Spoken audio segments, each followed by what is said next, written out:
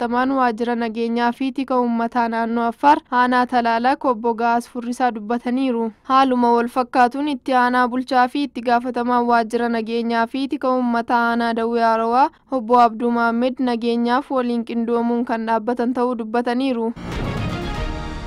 Biiroon nageenyaa fi tasgabbii naannoo Amaaraa dhaabbata sagantaa misooma dhaabbata mootummoota gamtoomanii UNDP waliin ta'uun hooggantoota miidiyaa fi kominikeeshinii akkasumas ogeessotaaf odeeffannoo dogoggoraa ittisuuf dhugummaa isaa mirkaneeffachuu irratti xiyyeeffachuun magaalaa Baahir Daaritti waltajjii leenjii geggeesseera. Itti aanaan itti gaafatamaa biiroo nageenyaa fi tasgabbii naannichaa Dajanee Liimmaan odeeffannoo dogoggoraa ittisuuf dhugummaa mirkaneessuun rakkoolee mudachaa jiran furuuf biirichi qaamolee miidiyaa waliin mari'achaa jira jedhaniiru. Miidiyaatti sadarkaa idil addunyaattis ta'ee akka biyyaattis qixa sirriin yoo dhimma itti ba'ame namoota dhuunfaa garee fi biyya kallattii sirrii ta'etti kan qajeelchu ta'uu himaniiru.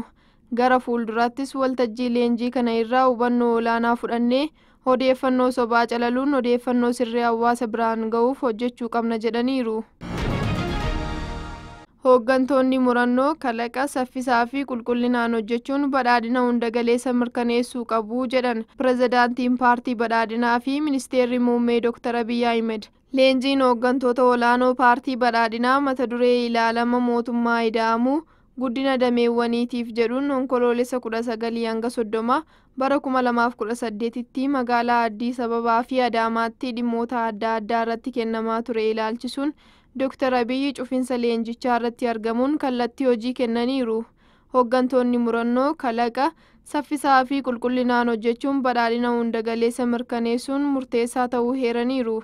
Gaaffilee uummataa deebisuu irra darbee mul'ata biyyaa milkeessuu badhaadhina hunda galeessa akkaataa mirkaneessuu danda'uun hoogganuun akka irraa eegamu hubachiisaniiru. Dhaloonni ida'amuu daandii gara badhaadhinaa ta'uu himuun mootummaan ida'amuu badhaadhina biyyaaf imaanaa ta'uu ibsaniiru. Hojiilee Itiyoophiyaan oomisha misooma ruuziin of danda'uuf eegaltee bu'aa argamsiisaa akka jiru ministeerri qonnaa ibse. Tarsiimoon Itiyoophiyaan oomisha ruuziin of danda'uuf eegaltee xiyyeeffannoon olaanaa kennamee fi hojjetamaa jiraachuu ministeera qonnaatti hojii raawwachiisaan damee oomishaalee Isaayyaas Lammaa ibsaniiru. Itiyoophiyaan milkaa'ina qamadiin galmeessistee tooftaa wal fakkaataan oomisha ruuzii irratti hojiirra oolchuuf hojjechaa jirti jedhaniiru. Haaluma kanaan naannolee garaagaraatti qonnaan bultoota kilaasteraan gurmeessuun gara hojiitti galchuun bu'aan argamaa jiraachuu fi fedhii ruuzii biyya keessaa guutuuf hojiileen eegalaman firii buusaa jiraachuu kaasaniiru. Oomishaa fi oomishtummaa ruuzii guddisuuf hojiilee hedduu hojjetamuu heeruun bakkeewwan oomishaa adda baasuu fi babal'isuun akkasumas teekinooloojiin deeggaruun hojiilee ijoo hojjetaman ta'uu ibsaniiru.